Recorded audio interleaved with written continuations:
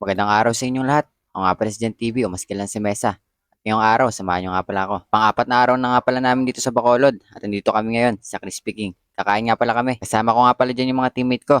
Si Kuya Neil, Ruin, at si Justin. At yan nga guys, sumorder na kami. At agad-agad na nga pala kami kumain. At pagkatapos nga pala namin kumain, ay dumiretso nga pala kami dito sa bilihan ng mga pasalubong. Dahil minsan nga lang pala kami makapunta dito, kaya sinulit na namin. Kaya yan na nga guys, agad-agad na nga pala kami pumasok sa loob. At pagpasok nga namin guys, marami kayong mga pagpipilian ng mga pasalubong. At ayun na nga guys, agad-agad ko na nga palang kinuha yung mga minsan ko lang natitikman. At kinuha ko na nga rin pala yung request ng mama at ate ko. At ayun na nga guys, pagkatapos tayong mamili, agad-agad na nga pala namin binayaran to sa cashier. At ayun na nga guys, nabayaran na namin. Halagang 500 nga pala yung nagastos ko dito. Inuta ko nga pala muna kay Justin yung 500 na pinambayad ko dahil biglaan nga pala ang papunta namin dito. At ayun na nga guys, palabas na nga pala kami. At hindi ko na nga rin pala napigilan. Pinatikim ko na nga rin pala sa kanila yung binili ko. Oh, mamaya ka, oh. Ano, 1 to 10. 1 to 10, ano?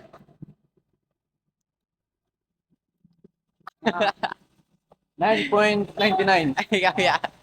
Ano. Ano, 1 to 10, 1 to 10. 7. Yun na, 7 lang. Hindi masyado tayo pre. Ako 10 over 10. At ayun na nga guys, pagkatapos ko nga silang patikimin, ay minadaan nga pala kami dito nagtitinda ng banana Q. 5, bibili ka ba? Magkano ba dyan? 20 nga lang. Bili tayo dalawa. Ikaw muna. Hindi. May isa nga ako. Hey guys.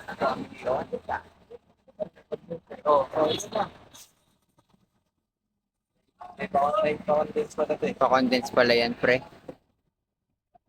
Kung sana may masarap, Gulaman natin. dapat pinupuntahan. Gulaman natin. Masarap to. Ikaw ano? Malambot. Malambot yung pre. Malambot. Malambot. Stop. Solid. Malambot pa nga pre. Malambot. Sa panga. Okay, ikaw muna yan. May papagay. Sarap lambot. Lambot siya pre. Yun o. Sarap. May ano. May condense guys. Sarap no?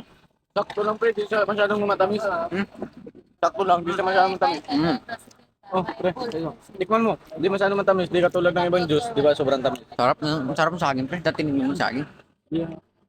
At ayun na nga guys, pagkatapos nga pala ng bola ni Justin, ay nabutan nga pala kami dito ng ulan. Kaya nga hindi pala kami agad-agad nakauwi. At ayun na nga guys, tumilan na nga pala yung ulan at agad-agad na nga pala kami naglakad patungo sa destination kung saan kami pupunta. At ayun guys, habang naglalakad nga pala kami guys, hindi nga pala ako nasatisfied sa kinain namin kanina banana Q kasi kulang na kulang nga pala kasi sobrang sarap nga pala. Kaya bumili ulit ako. Kasi sa halagang 20 pesos, may makakain ka na ng banana Q na may only condensed milk. So, kainin na natin yan dito. Malapit naman na tayo eh. Patikim daw ako, pre. Oo. Kung galing yan. Ito sa akin pre. Ano lasa? Oh, sarap na. Lambot. Ako.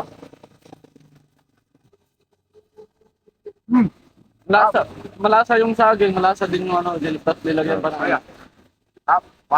At ayan guys, habang pauwi na nga pala kami dito, may nadaanan nga pala kayong matanda naglalako dito. At ayan guys, binilhan nga na nga rin pala namin si nanay dito. At habang nagkukwentuhan nga pala kami, nabanggit niya nga rin pala na taga Bulacan daw siya dati. Kaya dito na nga rin daw pala siya nanirahan sa Bacolod. Hanggang dito na nga lang pala guys. At kung nakaabot ka sa punto ng video na to, maraming salamat sa panonood.